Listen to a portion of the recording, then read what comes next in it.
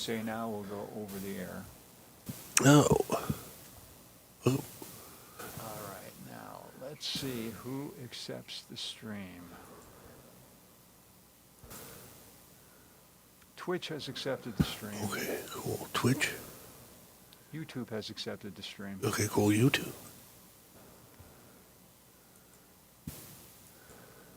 And our friends at Facebook have accepted the stream. You want me to send you the link before we actually go on the air? Let's see.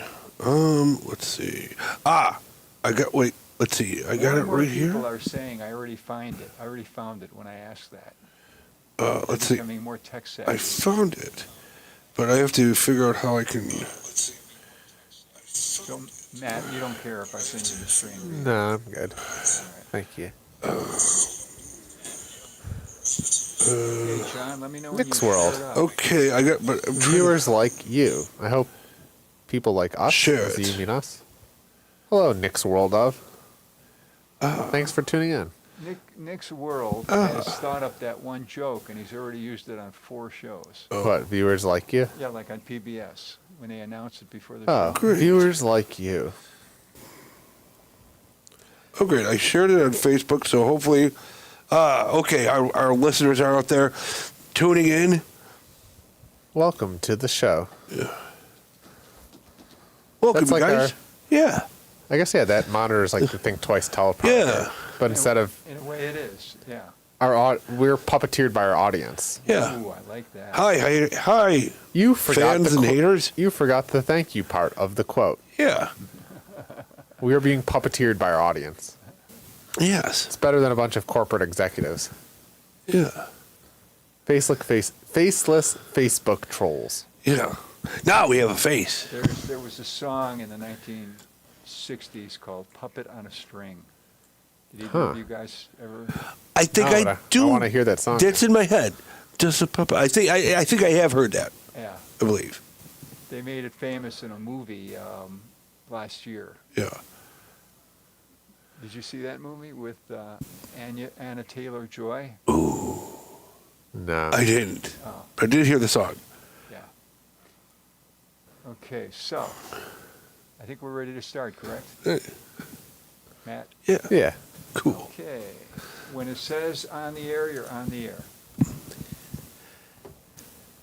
air. Oh. Hey. Hello, Think Twice Radio, and welcome to another exciting episode of Smalltalk with Matt and John. I'm Matt, I'm John. and this is our show. Yeah, welcome. Welcome. How's it going, John? It's going pretty good. Yeah. I'm all rested up, ready to go. Yeah. It's October 1st, 2024 as we record. It feels like the month before election that this is like the October surprise, and it already feels like we've had a heck of a... It's been such a crazy thing. Biden was losing, he did bad debate, then they replaced her with Kamala, and then one guy, he's making comments about pets of, actually, dogs and cats being eaten. The concept has taken quite a role. Who would have thought it? Now it's a meme. It's almost like he knows. Yeah. But yeah, then just today it looked like, and I haven't done much reading other than just seeing the headlines, but it looked like Iran bombed Israel and they started an invasion of Lebanon. Oh, yeah. And, the longshoremen, which is the topic I wanted to discuss. Okay, great. Yeah. The longshoremen, which are essentially, I think it's like over 45,000 dock workers that work the ports all along the East Coast have gone on strike. Which might not be good. Yeah, so it was on our way to the show. I was almost suggesting we should stop at the store and just get canned goods because the longshoremen. I think it's similar to I'm nervous about. Hopefully they can come to an agreement. We can get the longshoremen back to work because they are very important to our economy. Everything that's shipped and imported in and out goes through a port. So if the ports get shut down, I fear we could see some massive supply chain issues similar to like COVID, where things aren't getting to the shelves. Yeah, this is the first I heard about it, but that's important. And I do not want the economy to go south now, because unfortunately, there's a lot of morons out there who'll be like, who I think will want to turn to Trump to. That's the thing is, there's a video of the longshoreman president who looked like he makes like $900,000 a year and owns a yacht, but he sounds very much like, working class person. And I think there are some pictures of him with Trump, so it's also very curious of is this kind of a political play? And I think not just the ports, but I think historically, right in the month of October, the month before the presidential election, there's always stuff that just comes to the surface this month. So I think we're going to see a lot from both sides, from Yeah, left and right, yeah, of just yeah. October surprises that, Yeah, it's going to be fun to watch for. I know right after the show, I'm going to be listening to the debate. Oh, yeah, the vice president debate is today. So I guess, Yeah. yeah, if you're tuning in, Yeah. I guess, yeah, I don't know. Yeah, I don't know what's important. It's, Yeah. VP debate is today, but Yeah, we're here to talk about things. Like we're going to talk about neutrinos. We're going to talk about the bit license, which is a New York State cryptocurrency regulation, the longshoremen, which we just talked about. So do you want to talk about neutrinos? Okay, neutrinos. Okay. A lot of times at work, I have to itch my back. Huh, okay. And, I have a back scratcher that I itch, and I tell people, well, I'm a super alpha male, as you all know, and my back is very sensitive, and I can detect neutrinos streaming through my body. What is a neutrino for those? I'm neutrino? I'm ignorant. Right now, there are trillions of neutrinos streaming through our bodies, streaming from the sun through everything, right through the earth, like even at night, right through the earth. They're like almost invisible particles, and they have a little tiny bit of mass, but they don't interact with other particles. Like everything else, it does interact very lightly with a thing called the weak force. There's four fundamental forces, gravity, electromagnetism, the strong and weak nuclear force, and it interacts just a little with the strong. So basically, they are born along with, say, photons, with sunlight. So it's like a wave or like a particle, or Great question. Is it a wave or a particle? They know that its mass gets bigger and smaller. It changes. It changes flavors. There's 3 different flavors that it will change. Like they're called like ranch, blue cheese, and yeah. What are the flavors? One is tau, neutron, and electron. Muon. There's a graphic I pulled up. Yeah, there we tau, go. muon, electron. Yeah. What does that even mean? And they have first, second, and third generation. So I'm confused. I'm sure the audience is as well. Yeah. Well, basically, they are made in the hearts of suns. They're also made when there's big bangs, when there's like a sun blows up, but also radiation sets off little bits of it of neutrinos. But basically, it's the same. Now, a photon, like a piece of sunlight, that comes out of the sun. It will take a photon. One photon will take 1 million years to get to you in our time. From where? The sun? From the sun. This is because what happens. So they're very slow. No, it's moving at the speed of light, but a photon will get produced by helium and hydrogen, but then it's interacting with every little hydrogen thing. So it's twisting around. It starts at the middle of the sun, and it's actually moving at the speed of light, which it knows no time. The photon, because there's no time when you're moving at the speed of light, but it's actually moving at the speed of light, and it will take sometimes millions of years for that individual photon to get from the center of the sun where it was created to basically twist around all those atoms and things that was made to basically get to you. But neutrinos, which have barely any mass and don't interact with the physical world at all. There goes another one. And are streaming through us. Just go right through the earth. They're just like they go almost at the speed of light, but as soon as they're produced, they go right through us. So they're not like say like a photon, or like a sunbeam, or whatever. Okay, so they're kind of. I'm very confused. Yeah. I mean, I guess we can't all be Einsteins, right? Yeah. So it's maybe something that Einstein would just get. How are they different than tardigrades? Are they same? Oh no! Tardigrades are cute little water bugs, and they're microscopic. They're our little friends. Crazy what's going on at the very small level, right? Like we're very small relative to the universe, but it also seems relative to us. There's all these crazy things. Like it doesn't even make sense. There's particles or photons that are going fast, and I don't know. And the weird thing is, when like I think you break down like an atom, it's like it might be like a golf ball, a golf ball in the middle of a football field with an electron whizzing around it the size of a pebble, and that's actually like the mass of an atom. But the fact it's moving, it's so small and compact, it's actually a force, and it's weird. And then like it doesn't even exist. It's a whole thing. It's a wave, really. I don't know. So it's like a. Yeah.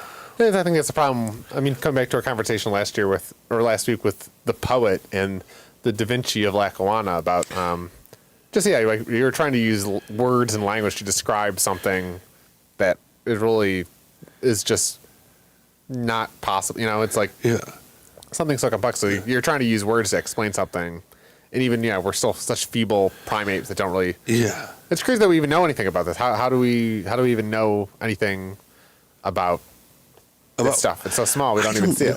Yeah, I don't know. Well, I guess they can detect neutrinos when they have large neutrino collectors or detectors. Now, some of them like a mile underground, and they will have like this huge sphere of water filled with chlorine water, and they have like detectors all, and they just sit there, and the neutrinos they'll fill with chlorine. Apparently, it will interact with the chlorine. It will, as the neutrinos whizzing through it might interact electromagnetically or something with a chlorine atom. Makes me happy that there's just armies of geeks off in laboratories. Yeah, I like it too. Thinking of neutrinos all day because how I guess that's how we figure out stuff because there's these guys. There's God bless them. Geeks and that are just sitting in chlorine tubs thinking about neutrinos running experiments. And these are vats the size of cathedrals. These vats of they're huge. They're really cool looking. But also they have detectors where they set them up in ice sheets, those are the size of skyscrapers. The ice sheet ones where they put down probes,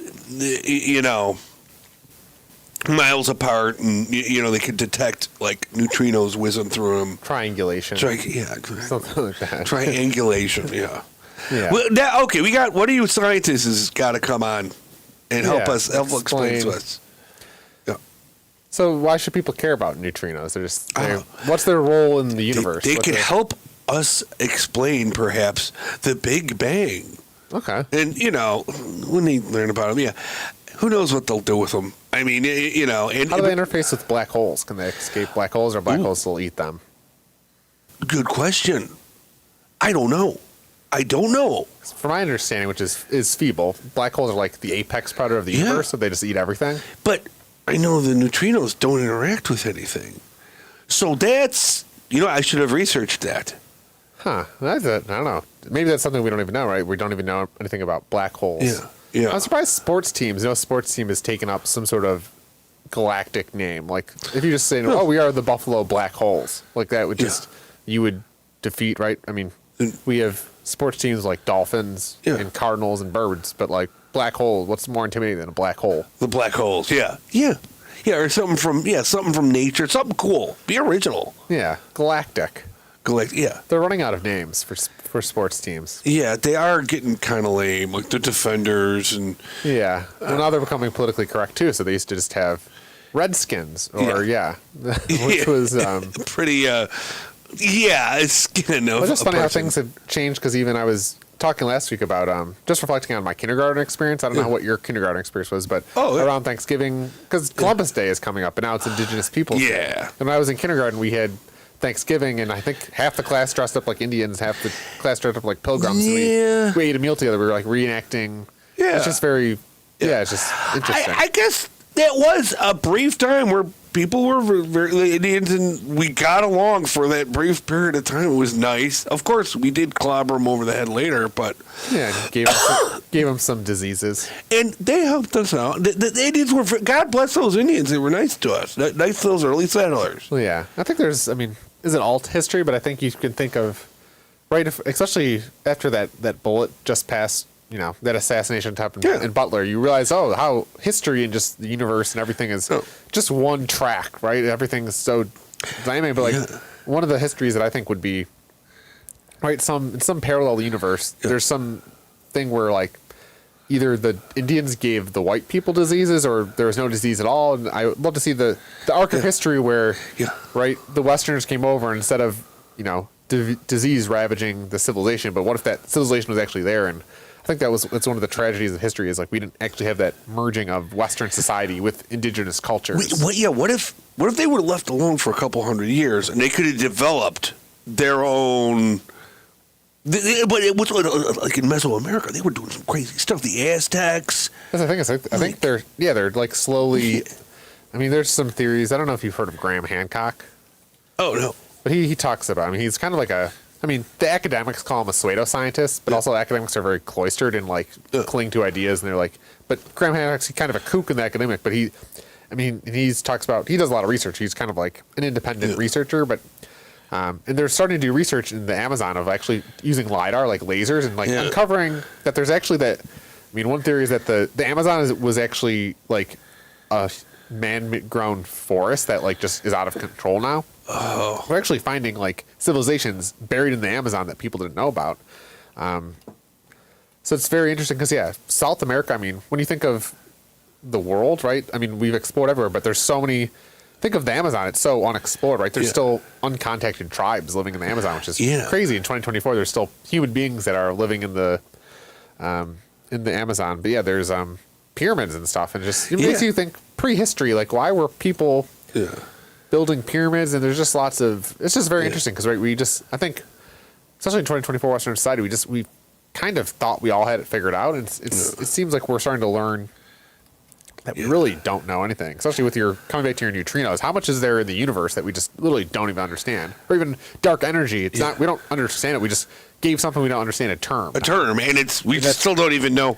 But they say it's most like 80% of the mass of the universe is dark energy. But okay, but and I guess it makes human beings feel comfortable. Oh, okay, 80% of the universe is the energy versus saying 80% of the universe we have no idea what's going on. That's much more dark. Whereas, and I think that's right in the gathering of knowledge. The first step is right. There's the unknown, so you don't know what you don't know. Yeah. Then there's what you don't know. So we're kind of at that step of like, okay, before we even had the term dark energy, we didn't even know there was dark energy. We're now at least we have a term, right? Dark energy. We've prescribed language to a natural phenomenon, and now we can now go towards the step of knowing something about it. Yeah. Great. Oh, what is it? Has anyone heard of Sagwa? Sagwa? That's Nick's World of says. Yeah, we have a viewer commenting, so we have Nick's World. Thanks for tuning in. Heard of Sagwa? No, I haven't. Can you enlighten us? Oh wait, it says it's a PBS Kids. He's heard of a show called Sagwa, and it's based on a book by the Chinese Siamese cat by Amy Tan. Interesting. Oh, but yeah, we like to say that legacy media. There's human beings reading from teleprompters. We are human beings that we're also reading from a teleprompter, but it's comments from our audience. Comments from our audience. So. Just like the anchors on legacy media are puppets of the corporate executives, we are the puppets of the viewers. So if you have anything you'd like to see us discuss, either on this show or future shows, leave us a comment and we will get to it. Oh, but I want to talk about another black hole. Okay, cool. Bitcoin. Okay, Bitcoin. Okay. I think we've talked about Bitcoin, but I think I'm starting to play around with analogies, right? And I think Bitcoin you can think of it as like an economic black hole. It is this mass, this force that it will eventually suck in all the financial energy on planet Earth is what I think. I'm just a theorist, but I think that's where we're headed to. Yeah. And I think with I've been thinking lately about how Bitcoin fixes housing because I think one of the things, just for example, is like because we have a money, right? We have a currency that you can't save in a bank. Right, that's bad advice. It used to be like money is something you should be able to save, right? You should make it, save it. But because our money is so prevalent and because they print so much of it, like the idea of saving money is a bad idea. So people have kind of turned to housing, right? Like you see companies like BlackRock buying houses as a way of like storing value over time because houses are scarce, houses are hard to build. So you have all these companies that are buying houses as like financial investments. So I think that if you had a hard money that you could save, right? If you could save money then it would really decrease the demand to buy houses to save money through houses. Because why would you save your money in a house when you could save it as like an actual money? Hey, Mick. Well, I'm sorry to hear you're talking about Bitcoin, but I'm going to keep talking about it because I think it's the most important idea of the 21st century. Okay. And I think it's I think it's something that people need to understand, especially as we're in this moment, right? We're in this fourth turning moment where you're actually having the generations churn over, and you're seeing through technology, whether it's AI, of our world's rapidly changing. And I think, right, and I think the analogy too I made is like the dinosaurs. I think Bitcoin is really, you can think of it as like a meteor moment of the world was the way it was, then this event occurred, and it changed life on Earth forever. So I think so there will be a new economic way of doing things. well, it's like it's a native money for the internet. So like the internet is obviously, we all intuitively know that the internet is changed life in its 20s. So what does an internet money, what does that do for society? I think is something that we haven't even begun to scrape the surfaces of of what that means for society. Because essentially peer-to-peer money, right? If you have money where a person in the U.S. and a person in Iran or a person in Ukraine or a person will work and interact without having banks or institutions in the middle, that like I think it creates opportunity to have world peace. Of you could have, right? A lot of wars are stought, whether it's the Incas and the Mayans and Columbus, raiding South America for gold, for money. If you take away the ability for any one entity, right now the U.S. has the ability to print money, and now people are fighting a war over that power. So if you kind of take that away, Oh, here's a question. Do you think a lot of people say this? I heard this, that they set up like the Federal Reserve, and when they did that, like that changed everything. Like to me, it's something that just went right over my head. But at some point, the government said it said something like, "Oh, we don't have to use gold for these things anymore," and then I think. Well, that's when you get into weird territory of like sovereign citizens and stuff. People are like, "When America became a corporation," like it's true. I think and it's funny because it's something that's like, oh, people say you're crazy if you focus on it, but it's also like, wait, we're like fish and money is to humans as water is to fish. So like, it's one thing once the fishes start noticing that there's pollution in the water, it's kind of something. It's like this big deal, and it's just, it matters, right? We all. It's so ingrained. The idea of money is so ingrained in our head that we don't even really think about how it works or what it's made. It's crazy stuff. Yeah, money. I honestly don't think about money that much. Well, I do.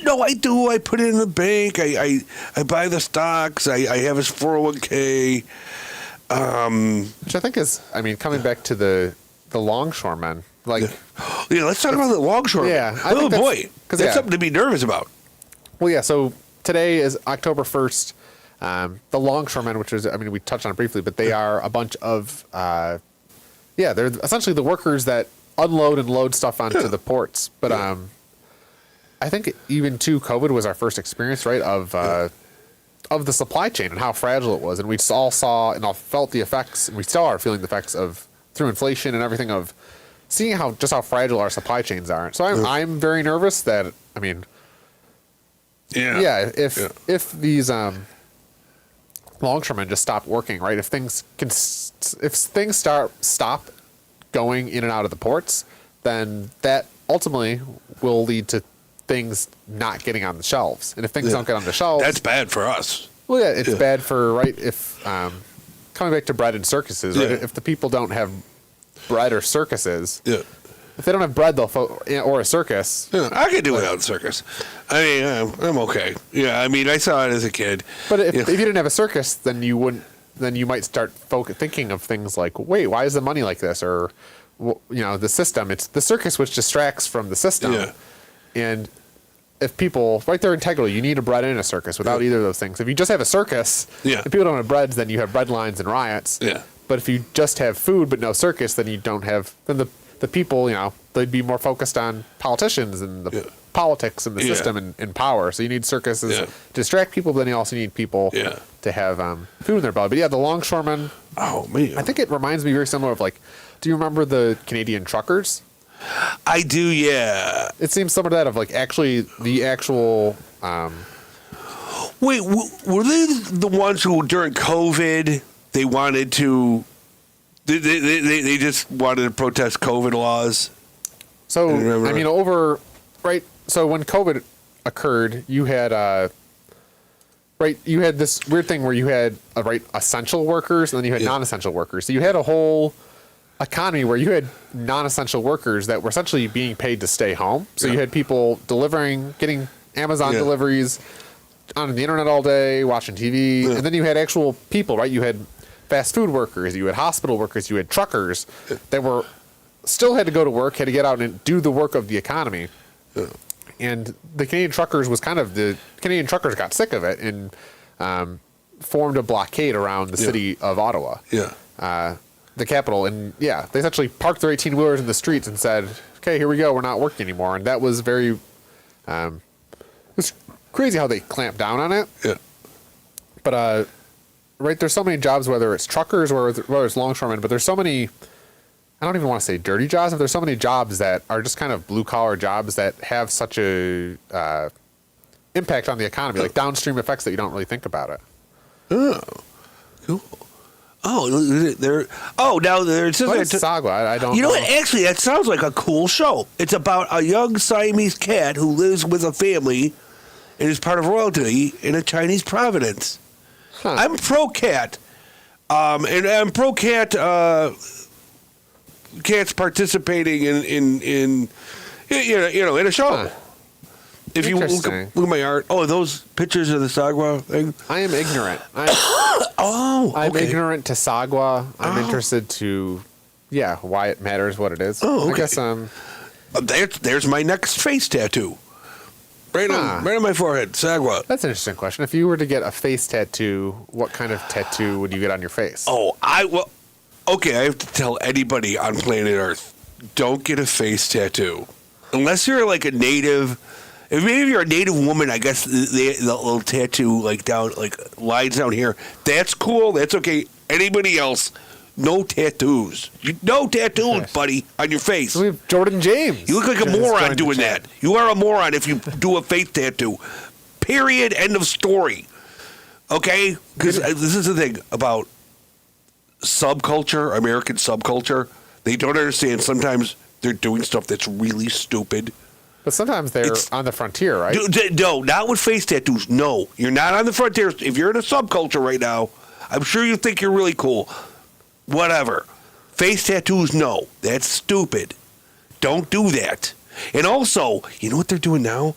They're starting to have jewelry that dangles from your nose. No, don't do that. I think dangling, not good. I think a ring, fine. See, dangling, bad. I'll take the opposite position. I think we're in a time in 2024 where America is under threat, and I think in America you should be able to have face tattoos and have ridiculous jewelry dangling from your nose. I think it's part of the American freedom of expression, right? Okay. So who are we to tell any person how they have to express themselves? I'm the guy who will tell them.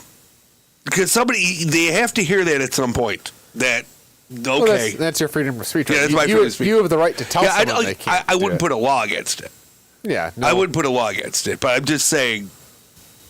Yeah, you know who you are. We have Jordan James who's joined us from Good Deeds America. Hey, Jordan, how's Jordan doing? Jordan, how you doing there? How's Jonathan doing?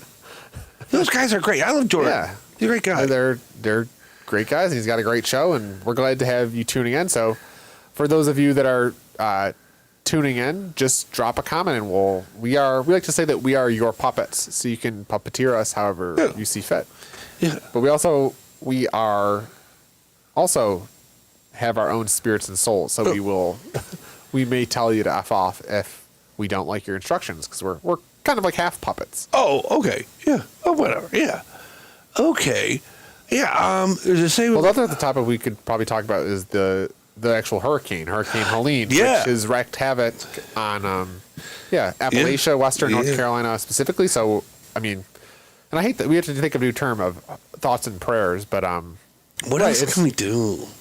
Well, I mean, and I think it's a moment too of, I mean, not to make it political, right? But it's another political thing of, it seems like I mean, there's been, why aren't we, it just seems like another recurring, like the New Orleans hurricane. It just seems like another thing. It seems like it's not being covered on mainstream, but, it's essentially, from my understanding, is you had this hurricane, right? And you have, because the climate's changing, because, we are, human beings are changing the actual atmosphere by pumping carbon. It's making storms more powerful. And essentially, when this hurricane came into Appalachia, there's this process, I forget what it's called, but the actual hurricane moving up the mountains, moving up elevation, it creates more rain and more precipitation that cause flash floods. And when you see the kind of the content on social media, you have entire towns that have essentially been, the geography has been warped by this hurricane. And all these natural disasters, these are always like the worst in recorded history, and they keep getting worse. Like they're the worst weather, like the worst hurricane. It was like the last 10 summers were the hottest summers in recorded history. And we have 100-year flood every year now. Yeah. And so it's we almost need to rethink. But I think it's kind of this moment of, and it seems like the federal government and FEMA have not been as responsive, right? It's even mainstream media. I mean, it's just not on the news, right? This should be. It's become way too normalized how you have fellow American citizens getting, in these natural disasters, and it doesn't seem like anyone's listening. I mean, same thing with East Palestine when that when that train with the chemicals blew up, and then you had, it was like not on the news. I mean, it was just like this tragic event of what's going on here, and then you had Mayor Pete saying, "Oh, we're going to hold them accountable." It's like, did anyone ever hold them accountable? And it just kind of faded away.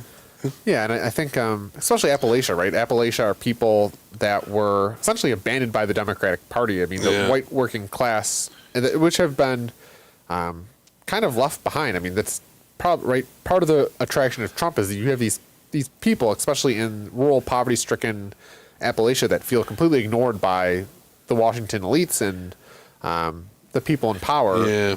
And it just feels like it's the kind of the same thing happening, because whether it's the opioid epidemic, whether it's through the extreme poverty that's in Appalachia, it just seems like this is kind of another thing of, it's just poor people in the mountains, we don't care about them, especially people. I mean, one of the things that was especially concerning about it is there's some lithium mine in North Carolina. It's like a super big lithium source for the globe, so it actually is going to affect the economy. So again, with the longshoremen, whether that's hurricane, whether through this recent war in Iran, we're definitely coming back to the kind of the fourth turning theory. We're coming through this moment of literally history is changing, the world is changing before our eyes. What that looks like on the other side, I don't know, but I think as human beings, we had set to do our best to direct it in the way that we want it to be directed. Yeah, I just do feel bad for like just all these people who get caught up in bad weather or even wars. Wars like in Gaza, in the Ukraine, the soldiers, the guys who get recruited to go to these battles, and it's just terrible. It's just like you watch.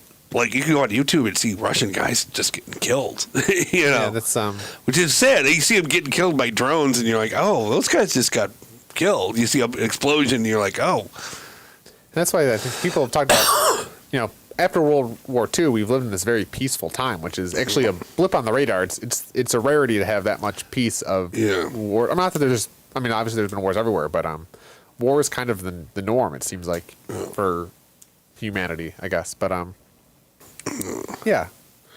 it's all doom and gloom. Yes, let us all keep war at bay.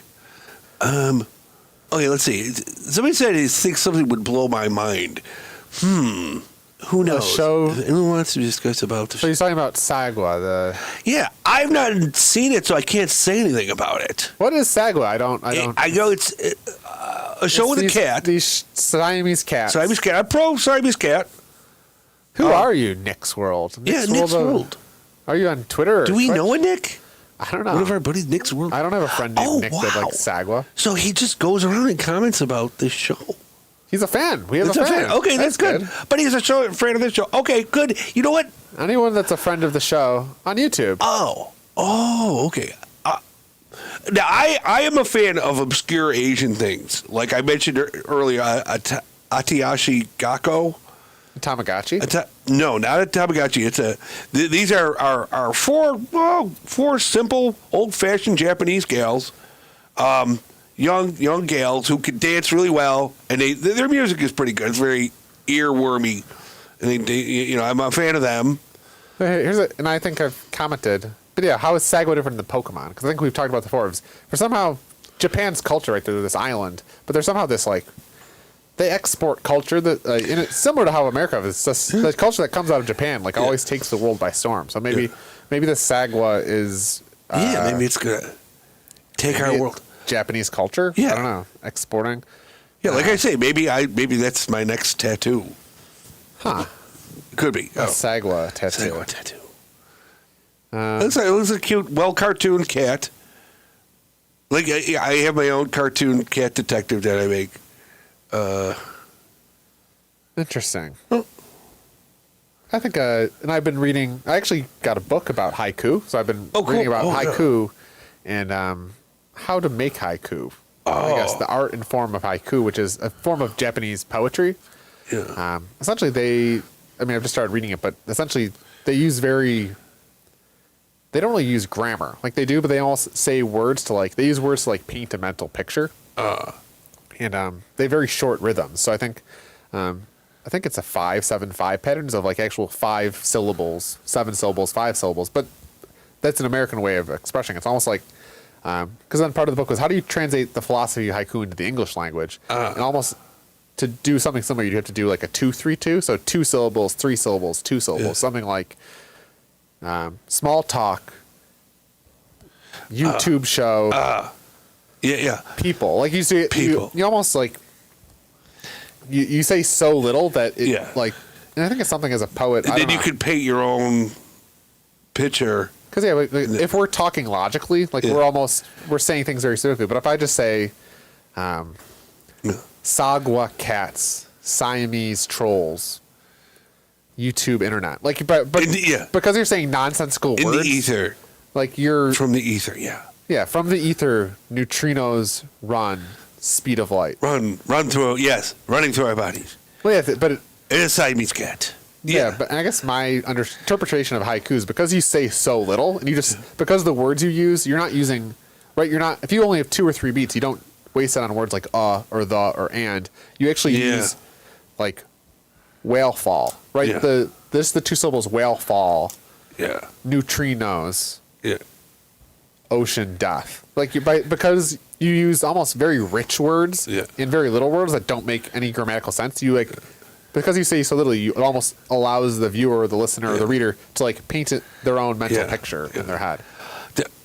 There's a great video game I played called Ghost of Tsushima, where in the video game, because it's so immersive, you're a samurai, you're galloping around, and you do samurai things, you do sword stuff. But then there's a place in the game where you have to sit down, and you're supposed to compose a haiku, and it gives you choices, and you point the thing at like a field, and there's choose out of these 3 things. The field is green, deep, like winter, and then you create your own haiku in the video game, but you're very much helped by your computer too. I was at Music and Art has these monthly songwriting workshops, where it's basically just a bunch of singer-songwriters, musicians that get around and talk about their songs that they're working on or do little bits. But one of the people in that group, they talked about object writing, which is essentially the process of every morning you wake up, and there's some website that does it, where you just wake up and it gives you a word, and then you write for 10 minutes. And it's supposed to, you're similar, kind of induce your creative process. So I was curious because one of the things, almost having a daily writing habit of, 10 minutes every day you wake up and the first thing you do is write about, I don't know, the word today is pen. So you just spend 10 minutes writing about your senses or the actual pen itself. But I was curious, how do you, as a visual artist, how do you practice your creative muscles or do you have any processes to or do you just do art whenever you want? Okay. When I first got on the couch, there were times I didn't have any ideas to make paintings. I would look at a National Geographic and okay, I'm going to paint this wolf. And that was it. And I had nothing in my head. But now, my back door is open. My kitchen, like I could just access anything in the universe and paint it. So I don't have really, like for my one series of paintings, I don't have to do anything because I have my cat detective will go and do different adventures, sometimes with celebrities, and mix things together. So it's just stupid ideas in my head, and I'll just paint those. But I don't know. Like, what is my crazy juice flowing things? Do you? Anyway, thank you, Nick's World, for seems like you're tuning out for Sagwa. So we appreciate you tuning in. I think John's gonna include Sagwa or Siamese cats in his arts, maybe. Or maybe, yeah. I need to do more research because I am ignorant. The to Chinese, Sagwa. they have the baddest things. Okay, because I do appreciate, Sagwa is a Chinese, not a Japanese thing, and I can distinguish between the two.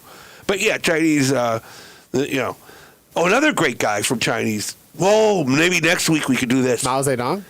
No, this guy's even better. You know how when you're possessed by a demon, you would like cry out to, oh, Jesus, help me get rid of this demon? Yeah. Oh, Lord.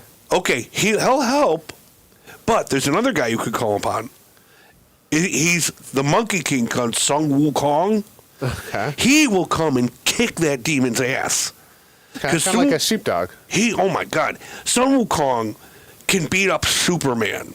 He's a monkey. Is he like King Kong? Are they cousins? He could probably beat up King Kong. He has a lot. He basically developed all sorts of super ass kicking abilities. He's beaten up dragons, demons, gods, and he's gotten in a lot of trouble. I think the only one who could keep him in charge was somebody my ex-girlfriend called Lady Buddha. Okay. Or there's like a Virgin Mary of Buddha. She could control, or Buddha could control this one monkey. But other than that, anything in the universe, Sun Wukong shows up and you're screwed. Huh.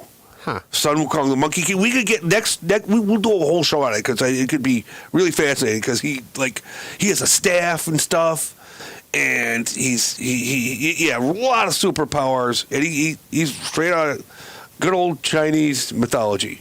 Huh. I think there's a lot of cultural pockets that you can steal from. I don't know how I interpret that. I guess in the blues they talk about hellhounds, which are like the evil spirits. Ooh. And something from my lyric writing I've been playing around with like sheepdogs is like a sheepdogs. I mean, personally because I have sheepdogs, but it's also because sheepdogs can be like the good versus hellhounds, which are evil. Yeah. Because I think hellhound. It's interesting too. And I think a lot of blues lyrics and songs are. There's a lot of blues.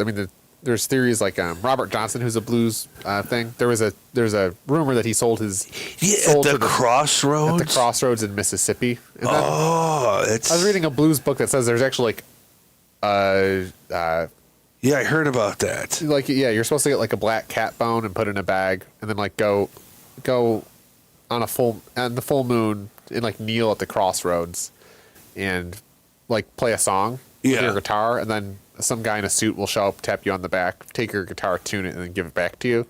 And then once that guy's done it, that deity has a name, but once you've done that, then you have like rock and roll superpowers, but you've also just sold your soul to that spirit. Yeah, you got to be. I recommend a movie. You got to run a cost-benefit analysis, right? Before movie recommendation: Angel Heart. Angel, okay.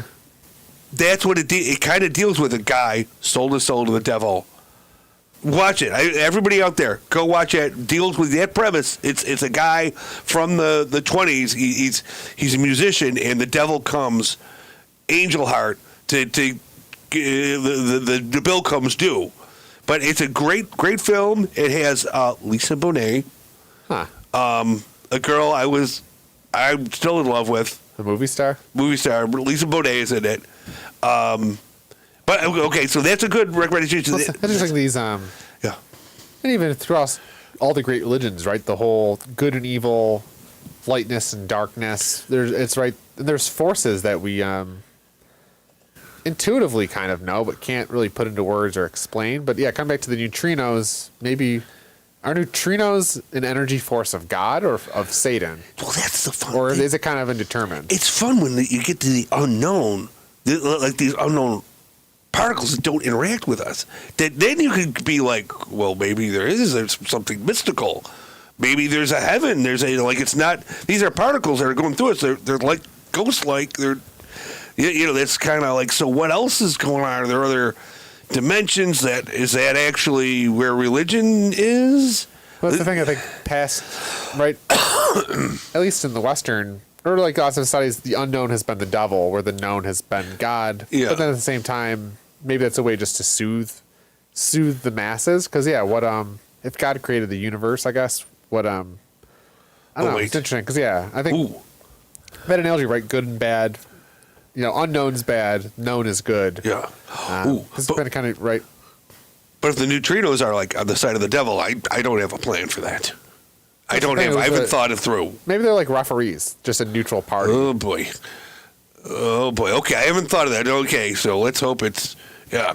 I wonder if an acid trip, part of it's like your spirit's riding a neutrino through the universe. Oh yeah. 'Cause that'd be. I mean, put yourself in the shoes of a neutrino. You're traveling near the speed of light and through things. Yeah, through things. Very briefly, though. Yeah. Now, but if you're a photon, remember, time doesn't exist. So you get hit by a photon. That photon's been around for 1 million years, but in the photon, in the time of the photon, it's just happened. It's all happened at once. How does time not exist for the photon? I wish I had a chart. I'd draw it. It's like In axes. here's speed. I could draw it out for you. Like Speed and mass. What's on the other axis? We have speed on one axis. Yeah, and then time. The faster you go, the slower speed is, right? So they're going so fast that no time's moving. yeah, time just stops moving. And That's the crazy thing about Einstein's theory, right? Is like if you were traveling the speed of light, you wouldn't age. Like that's pretty crazy to think about. It's fun, yeah. So because we're aging at the speed we're traveling, I don't know. It makes you. Yeah. It's and I like that idea too of how Einstein did his science. Like he didn't spend his days like listening to lectures. I mean, he did, right? He listened to lectures around academics, but he spent a lot of his time just like conducting thought experiments in his head in like his garden and going for walks. Yeah. Which is kind of, I mean, I think you'd read and do research, but then a lot of his best ideas just came when he was just like on the toilet or like walking in his garden. Yeah. So I wonder what that, I mean, just the fact that how long did he just, right? He just came up with this thought experiment in my head. Yeah. If I was traveling at the speed of light, what would that mean? And then he just pontificated in his head about that. And then he came up with this actual mathematical theory. It's very... Yeah, most of my thought experiments are profane or they involve me going back in time and doing things different. That's my thought experiments. Yeah. I should have said that right then. That's my thought experiment. It's nothing like, if I'm if I'm lifting 500 pounds and I use a lever, I just can't think that way. I just, Yeah. Yeah, my thought. I guess, you could put the power of your imagination, right? Oh, here's a great thought experiment. Okay. For you guys at home. Say, okay, you want to do good or show off as a math guy, right? This is what you do. Say you're a math guy. You want to show up as a math guy. Go into like a professor's, like a class, and write out a mathematical formula. You go look it up on the internet. I think that's like, what is that? Super hard. Rain Man, or what's the movie with Matt Damon? With Matt Damon, yeah. I think they could almost make a career of just going in college campuses on chalkboards and just writing gibberish. And No, this is, go on the internet, research it, or get somebody smarter to tell you out. Write it out. And then let all the bigwigs go sit there and bust their brain on it. Then you go in and solve it, and they'll all be, oh. You could elevate yourself. So there's a little thought experiment for you. Huh. Think about it. We have Brendan Stew. Hey, Brendan Stew. What's Hey. up? Stay blessed. Oh, that's nice. Hello. Hey, Stu. And then we have Nick's World, who is still going on Highly about recommend Saga. watching Saga. You too. Okay. Show, Nick's but- World says, I highly recommend... Oh, the lessons. Okay. The lessons. Yeah, because I'm curious. Cartoons, right, are a powerful medium through expressing philosophy and deeper meanings of life. I think that's just art in generally, right? It says things that... It turns the mundane. And I had a friend of mine tell me that once, that the point of art is to afflict the comfortable and comfort the afflicted. That's good. Yeah. Yeah, that's good. It's like good, yeah. That's how I know. I had a recent thing happen where it became apparent to me that a cartoon I put on the internet afflicted someone that's comfortable. And it almost, if someone says that they hate your art, or it's almost, you should take that as a compliment because you provoked strong emotion, right? The point of art is emotion. It's not good or bad, right?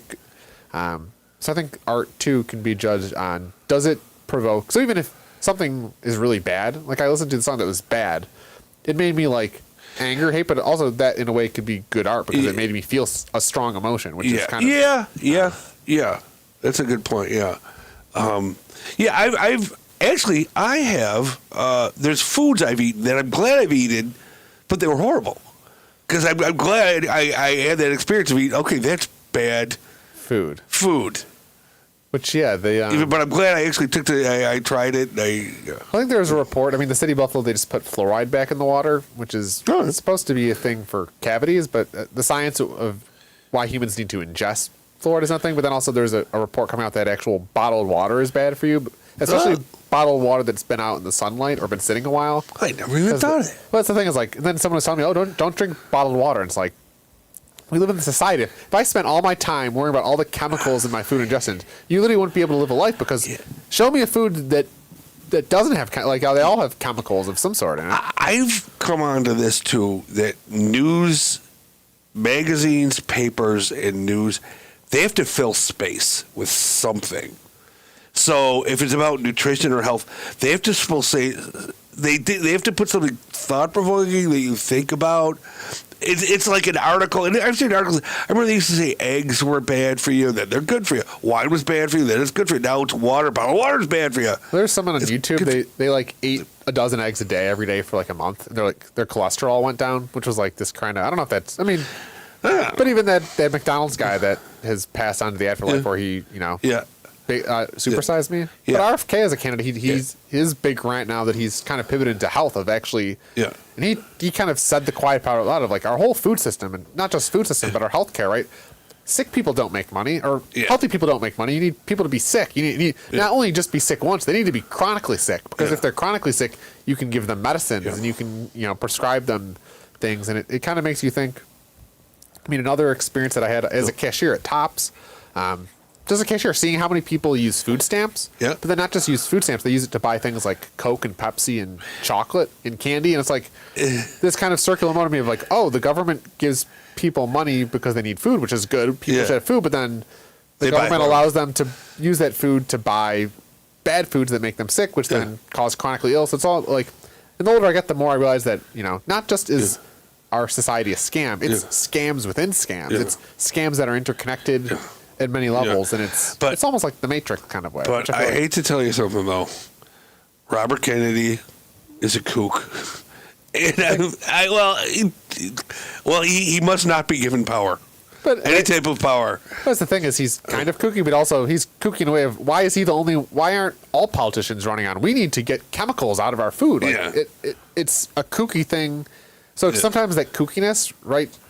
Kookiness can also convey itself as, they're saying the quiet parts out loud that, the sane politicians don't say because they're bought by the pharmaceutical companies. But at the same time, and that's the thing is like, I think we hold our politicians to like being Jesus almost. And it's very clear that we don't have any Jesuses among us yet. Although I do think right now would be a great time for Jesus to show up because we have YouTube. So, why did Jesus come to Jerusalem in the year 0? It seems much better. He should have showed up now with YouTube because then he could just do a sermon into the camera and then everybody could watch his sermon. Why 0? Yeah. It's the worst year. Yeah, go ahead in time. I subscribe to his YouTube channel. Yeah. Yeah.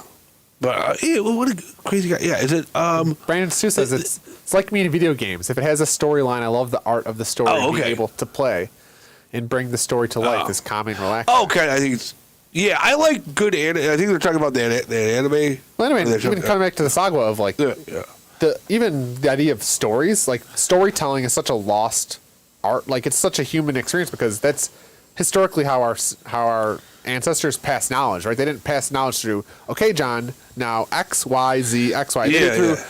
Okay, story of they told this and then X happened, and then the sunrise and Y happened. They tell you in a story that, okay, I can remember a story, and then you can pass that story along. So storytelling, I mean, it's this ancient kind of technique of passing knowledge around. I mean, sure, it seems like Saga has an effect on Yeah. this people, but also video games, whether it has Yeah. a story. I mean, it's why people love even the NFL football. It's like it's not just a game. You're watching this, this season-long drama, or this, and I think the politics too. It's right. It's this long. The presidential race is not the election date. It's this whole long out, Game of Thrones type style thing of this happens, and this twists and turns, and narratives and villains and heroes, and it's been entertaining. It really has been entertaining. Well, it's what you're saying. The media, and especially legacy media, they have space to fill, so they need to create a story. They need to create narratives, and then they make compelling narratives. And I think that's something the legacy media done is made Trump a villain, right? And I think the best stories, they have great heroes or great villains, and that's what And I'm still mad about Game of Thrones, that Night King. I think he should have won. You know what? That should have been handled differently. Even though it was cool when the show was cool, but then you're like, the whole season, it could have been done different. Yeah. Well, then this other thing I was pissed about was like, he was the enemy, but only because we never got his side of the story. So it makes me think of, wait, if we got, the only part we saw is him tied up, and then those little elves shoved a stone in his heart. So it's like, oh, what's the backstory there? And maybe that's the other thing. I mean, Richard was telling me a story of this artist somebody showed up to his gallery and started slashing his art with hammers and destroying it. And I heard that. I was like, that's terrible. Why would someone do it? But then he said, well, this artist that was getting his art slashed, he actually made a clip of this 2,000-year-old pot where he just dropped it. So it's like, oh, well, okay. So the guy was doing, so it's crazy how you can see an event get one narrative, but then if you had, that was just retaliation because he dropped this 2,000-year-old pot on purpose. It's like, oh, well, okay. That kind of makes sense. And no, it's changed. It's funny how the narrative and how having fuller context can make something that by itself looks bad can kind of almost give it justice, which comes to storytelling, right? If you can create stories and characters, and the strong medium that is very powerful through, and you see video games, some of the best video games. I think Disney has they have this XY of first this happened, then this other thing happened, there was a climax and a resolution, so there's actual arcs of how to tell a good story. But we're still primitive beings living in this technological society, but some of the triggers, we still are programmed to be sitting around a campfire telling stories with our tribe so that we remember things. Crazy stuff. But weird stuff. What else to do? Atashi Gakko. Maybe we can talk about that next week. They're a great little group of gals who they're musical. I like music. Yeah, and dance around and stuff. They're pretty good. And what else is new with me? Let's see. Just living the life. I think we're all. It seems like we're on the precipice of something crazy is about to happen because it's October surprise. What's going to happen? What crazy thing? What could happen? A scandal? I mean, I think there's going to be scandals, right? This is all the political consultants have been spending months gathering dirt so they could release it in this month. So this is like season 7 of Game of Thrones. Everyone's got their popcorn and ready to vote and But geez. But what could the scandals be? Well, I think Waltz he got a drunk driving thing once. So that could come out about, drunk driving they haven't talked about too much. I wouldn't be surprised if it comes up on the debate.